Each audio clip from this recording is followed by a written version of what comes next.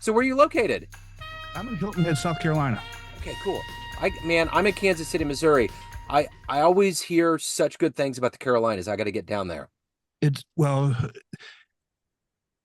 if I could live anywhere in the world, it would be in Greenville, South Carolina, which is kind of western northwest South Carolina. Yeah, You're half an hour from the mountains. You're 2 hours from Atlanta, 2 hours from Charlotte, 4 hours from the beach. Cost of living is dirt, yeah, and the people there are just nice and genuine. It's a great place to live. yeah. Now, living here in Hilton Head, it's beautiful. You're right here on the beach. Uh, Nobody is from Hilton Head, Right. but it's beautiful here. I mean, Yeah. and the weather. So it'll get a little cold, maybe like 40 for a few weeks in January. But I wear shorts most of the year. Yeah. It's That's pretty nice. beautiful. Yeah. That would be perfect. I would love to have that kind of environment because Oh, it's awesome. Kansas City just gets pulverized with winter and all of that. So yeah, it gets crazy for sure. Yeah. So we moved here. So I'm a full time RVer. Okay. Um, and long story short, I'm also a college professor that I'm getting out of. This is my last semester teaching. And when COVID hit and we all went online, my wife worked online, and we had an RV pad here. She said, I'd rather be at the beach than in Atlanta. So that's where we are. And then when I had to go back to work, she said, well, I'm not going back to Atlanta. So I commute. Yeah. I drive 5 hours, once, maybe twice a week back and forth to Atlanta. It's So awesome. that's the thing I was going to start with was COVID. You totally went right into my first question, which was Yeah. how did you ultimately survive that time period, and how has it kind of changed the way that you're doing things now?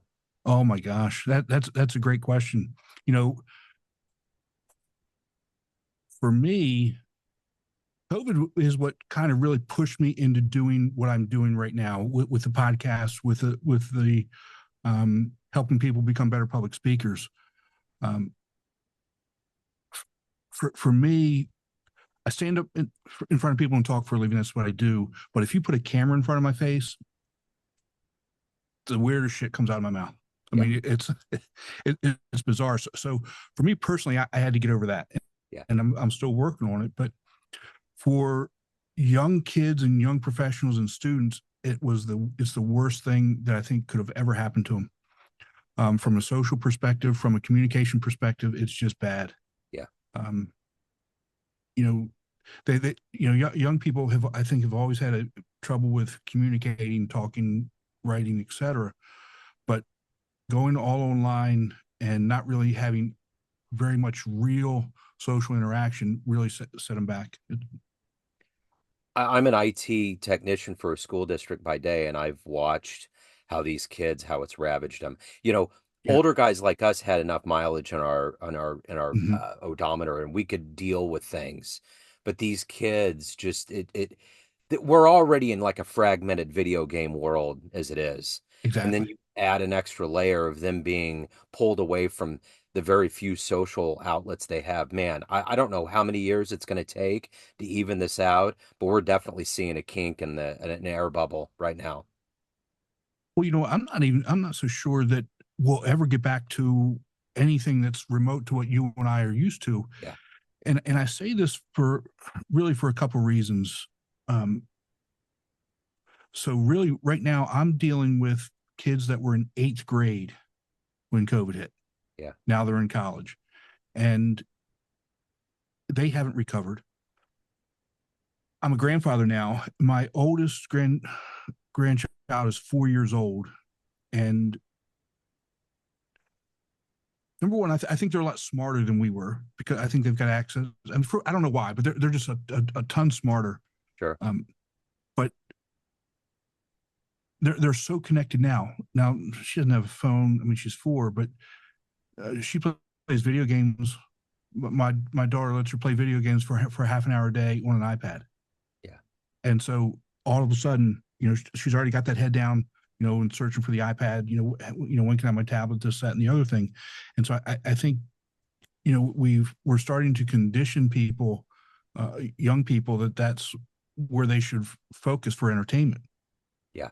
Yeah. You know, and it's if you've always got your head down and you're looking at your phone or you're looking at a computer, you're looking at a tablet, whatever it is, and you never actually look up and see what's going on around you, see the world and see people, um, their whole idea of life is going to be through that computer screen. Yeah, that's it. You're totally right. So I want to get to the heart and soul of what you're doing right now in 2024. I'm going to put you in front Mm-hmm. of a bunch of third graders at career day, and one of the kids says, "Hey, what do you do for a living?" What's your answer? I help young people become better communicators. I help them learn how to speak, help them learn how to talk, help them learn how to write. So, I'd leave it at that for them. For them, yeah, I'd leave it at that. yeah, exactly. So let me ask you this. When you were in the third grade, what was your dream? What did you want to be when you grew up? I wanted to be a teacher. Yeah. So talk to me a little bit about your career. You've been in education and in the sports field. Talk to me a little bit about how these seeds early on in your life, where were you born and raised, and how did all of Oh these man. get kind of cultivated in you? So I, I say I've got a weird story. I think everybody's got a weird story. Yeah.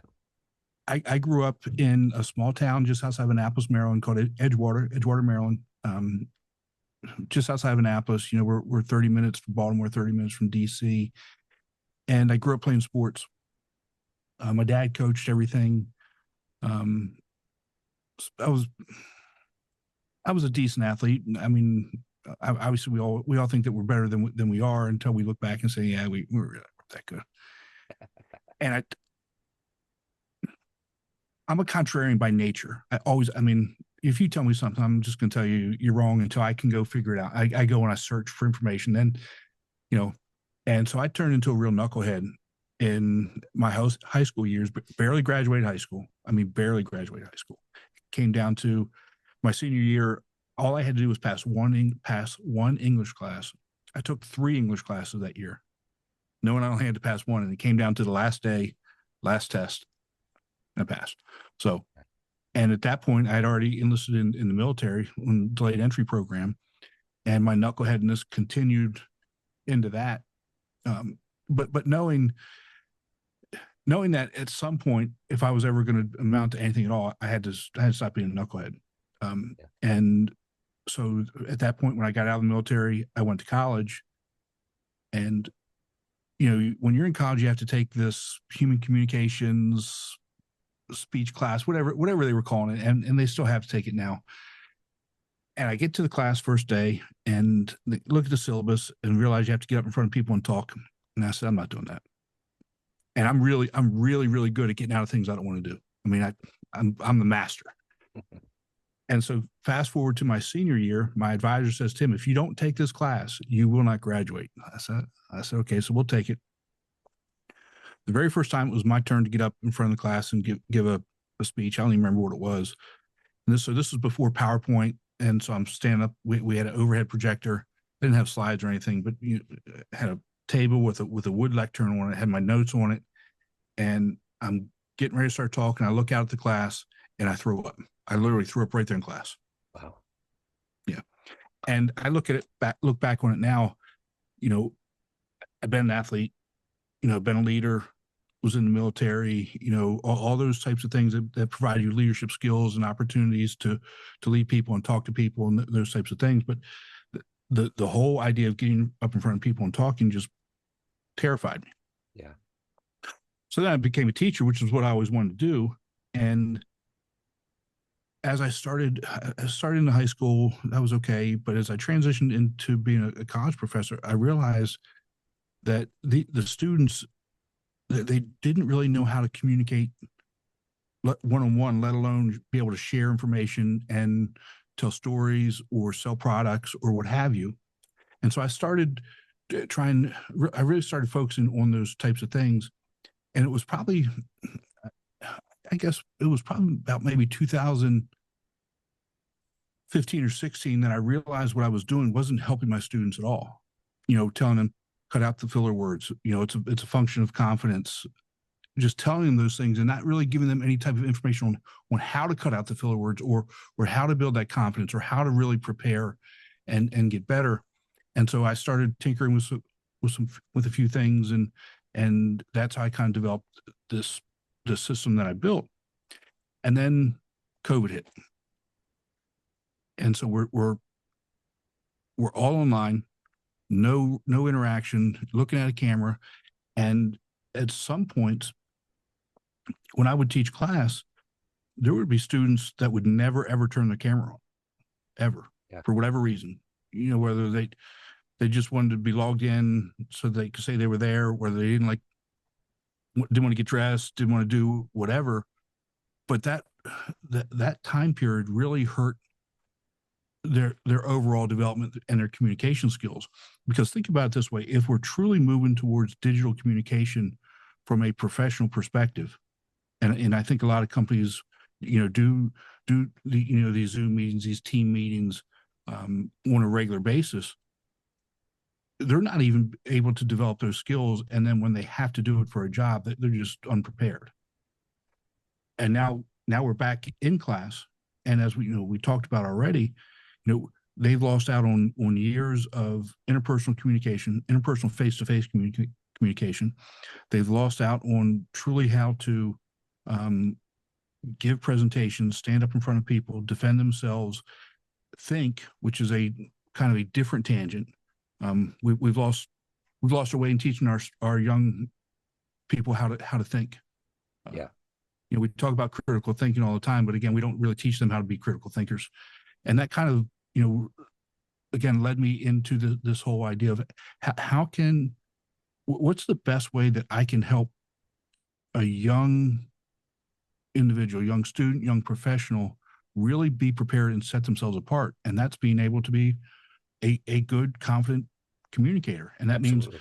that it's not just a presentation. It's not being up on stage. It could be a team meeting.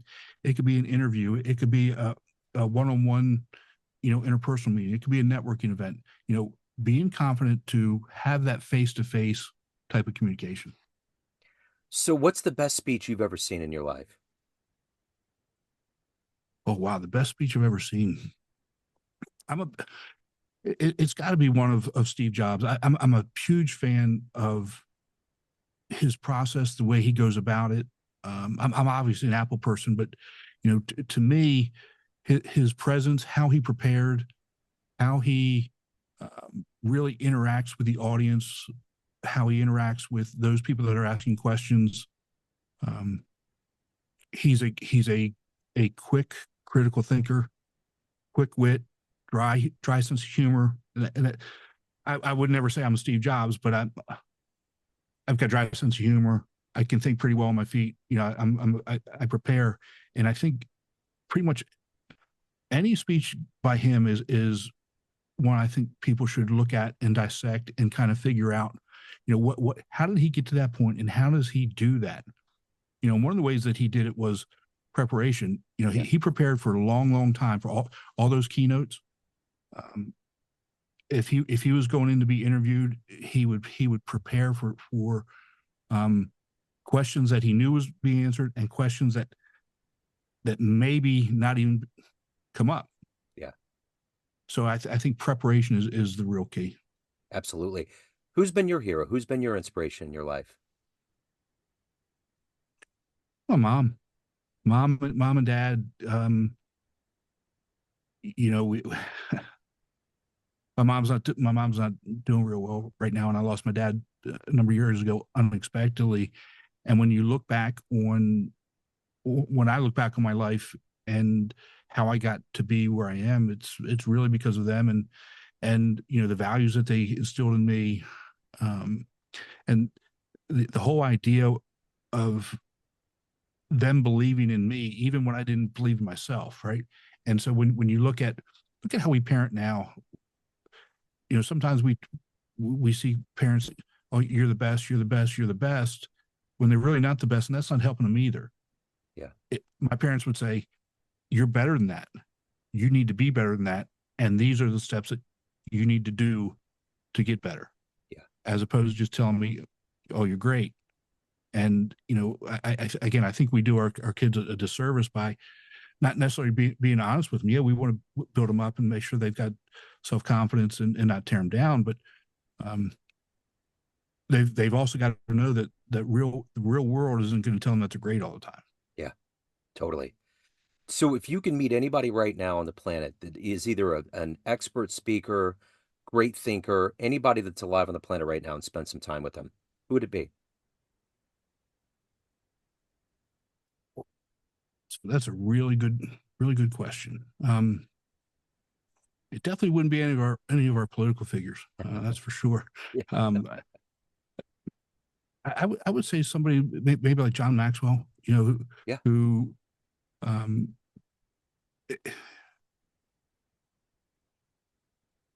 the information that he shares is it's so common sense and so down to earth that it's relatable, right? And it's good information that once when you if you read a book, read one of his books, or you listen to him talk, you say, "Wow, you know that makes a lot of sense. Why am I not doing that? Because that's something that everybody should be doing without even really thinking about it. You know, putting people first. Um, you know, thinking about how your actions affect other people, storytelling, all those types of things that he talks about. So what is the motivation for you every day to wake up to do this work? You're changing lives, but you also have to evolve as a human. What's that collective gas in your tank every day? It's really to help people. I think that I talk a lot um, to my students and the young professionals that I coach. You know, we can only affect the people and or the things that are close to us. We can't worry about what's going on 3 counties away or 2 states away or what's happening across the country, across the world. If we can start to affect just one person around us, it's kind of like that throwing a pebble in a lake, that ripple effect. And if we can help somebody close to us and they can help somebody, that's what gets it better. And trying to build a better life for my family, being able to spend time with my kids and grandkids. At some point I just want to be able to wake up and say, you know what, to my wife Jen, I'm going up and I'm going to hang out with the kids. Yeah. Yeah, you know absolutely. Do you remember the first time that you taught a kid how to have the confidence, how to speak well, and you could just see there was a change and it turned into a good thing, and you felt like this is where I need to be. This is what I need to do with my life. yeah, it was actually, it was I was teaching in high school, so this is, oh boy, 1994, 1995, somewhere in that time frame. um, I taught in a high school just outside of Baltimore City, and um, I wouldn't say it wasn't a rough high school, but the students there were definitely disadvantaged, uh, and so when you talk to them, when I first got to the school, a lot of them didn't never saw a path, never saw a real career path. You know, obviously they would get jobs or whatever, but they didn't really have any idea of what a career was. And so, when we talk to them, pretty much I've always had them do presentations, even though I hated doing it, but I knew that was something that was important. Um, and they had to do a presentation on a career. And when they got up and started talking about it, and you asked them questions about it, and this one young man, he we ended up becoming really close. He got it. He said, "You know what? I had no idea that this was even an option." And the more I started, preparing for the presentation, doing, they had I think it was like a 7 question thing that they had to do research. He ended up that 7 questions. All I asked for was a 1 page of answers that they had to turn in. He turned in over 30 pages, Wow. and so it was those types of things do make you feel good, and it's um, on one hand, I'm glad he did it. I wish more did it, but I'm so glad that all 50 of my students didn't do that. you know, Yeah.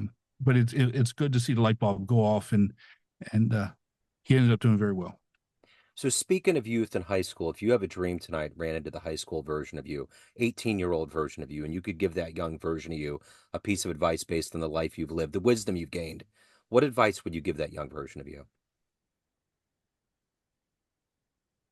Don't stray from your values. Don't be a knucklehead.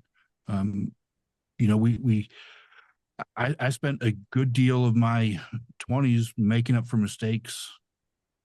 Good deal of my mid to late 20s making up for the mistakes that I made between 15 years old and mid 20s. Uh, you know, I made my life so much harder when it didn't need to be. If I just listened to mom and dad, done the things I was supposed to do, and this goes for school in life, treating people the right way, all those types of things that the parents tell you. If you just do those things, life is going to be so much easier Yeah. all the way around. Uh, Yeah. and So and and again, go ahead. no, no, no, you're good. No, I'm sorry. I think it's also almost kind of human nature when your parents tell you to do something, you don't do it. But again, like I said, I'm a contrarian by nature, Yeah. and I, you tell me something, the first thing I'm telling you is no, I don't think so. But I don't just tell you that. I'll go and I'll research it and I'll look it up. And I think that's one of the big things that has changed my life. Instead of just saying no or I'm not going to do that, is I actually go and research and figure, think about it. And is this really something good for me to do, or is it not? Or this is what I should believe or not believe. Those types of things. Yeah. So of everything that you've done in your life and evolved into and accomplished, what are you the proudest of? Being a husband and dad. Yeah. I've got, you know, now let me qualify that. I'm divorced for again, got married when early 20s. Um, and now, but I've been married to my current wife over 25 years.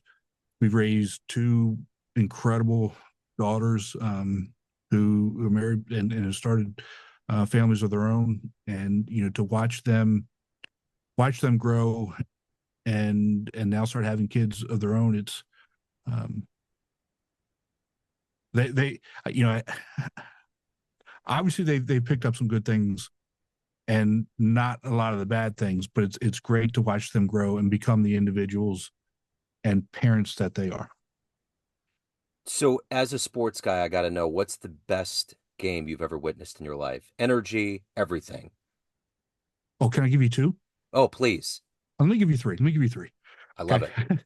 Okay. So when I graduated college, I was an athletic trainer, and I thought that being an athletic trainer was going to be the end all be all. And for me at the time, it was. I really enjoyed it, and I started interning with a Canadian Football League team that was based out of Baltimore, and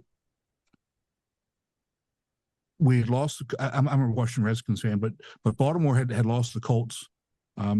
a number of years before, and the CFL team, their very first game was in Memorial Stadium where the Orioles played, and that sort of thing. And their very first game, and we were in the tunnel getting ready to come out, and at that time, the oh my gosh, the noise, the feeling as we came out of the tunnel was the best thing ever, ever. Yeah. Um, I've been to the Masters. I've also been to a Okay. Ryder Cup. Okay. And going to a Ryder Cup, it was when it was in Chaska, Minnesota. I think it was in 2016. And you dress up in the uniform. I mean, all the patriotic gear and that sort of thing.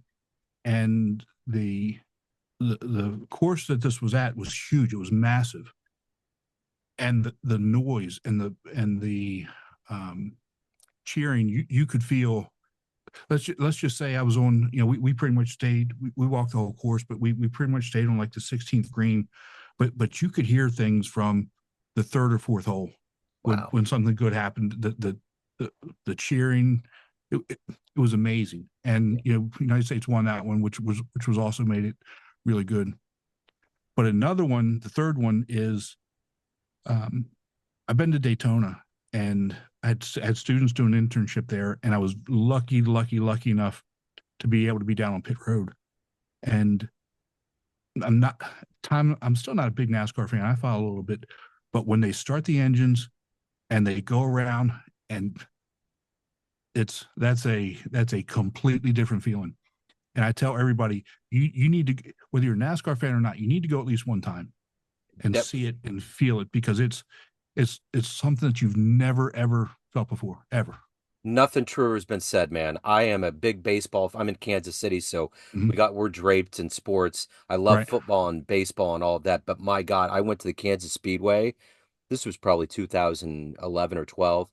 You're totally right. I have never had my entire body get lifted by Mhm. noise and the feeling that was going on. It's Yeah. unreal. And the It whole is. time you're watching this, you don't get even an inch of that conveyed through TV. It is No. the most intense thing ever. Yes. And Yeah. to be that close where you were, I couldn't imagine. My brain would have exploded. It was insane. It was. I mean, Man, it's and that's, that's another really good thing that if in my life I've been lucky enough. I've done so much, and I've seen so much. I've been to a Super Bowl. It doesn't, you know, um, what some of the things I haven't been to. I haven't been to a Stanley Cup final, which I would yeah, really like to do. Haven't been to an NCAA Final Four. I was going to, but COVID cut it out. yeah, But I've done pretty much everything else. yeah, Anything else that you could think about doing, and it's those types of things that have really kind of stood out as different. Um, Again, I've even been to the Masters. The Masters was great. yeah. I mean, and it's loud there, and the feeling is great there, and the history and all that stuff is there, but it doesn't even come close. Yeah. So at the end of the day, everyone has a perception of you, family, friends, students, all your fans of your show, but you run the show. What's your perception of you? Who do you think you are? You should ask me that question all the time. Um, I'm just a regular guy. I'm not somebody who, at least I don't think I'm not somebody who craves a spotlight. I would much rather be in the background, um, cheering somebody else on, pushing them forward. Uh, I think I'm the guy that connects other people. The one that has the idea and then passes it off to somebody else to do. And um, I'd much rather see other people in the limelight and succeed than for me to be that person. Yeah. So if anyone wants to tune into your show, find out more about you, reach out, any of the good stuff in your world, where can they go? Oh wow, they can. I'm on LinkedIn. I'm on Twitter. It's Tim. It's Tim Newman or Tim NATC. That's all my socials. You can go to my website, timnewmanspeaks.com. My podcast is Speaking with Confidence. That can be accessed through Tim Newman Speaks. And you can register for the Formula for Public Speaking, which again is designed to help you become a better and more confident public speaker. And that can be found at theformulaforpublicspeaking.com. Excellent. Tim, this has been wonderful. Thank you, sir. Thank you for your story. Thank you for your time. This has been great. Yeah, some really good questions. Things I never, truly thought about, but especially who do you think who do you think you are? Who do you That's a good think one. you are? Yeah. And it's always good to do this in the morning because it just gets everything woken up. Everything's alive. Absolutely. Yeah, Yes, sir. for sure. Thank you. This has been wonderful. Thank you. Best of luck with everything. Joe, thanks so much. You take care, and I'll talk to you soon. Yes, sir. Take care.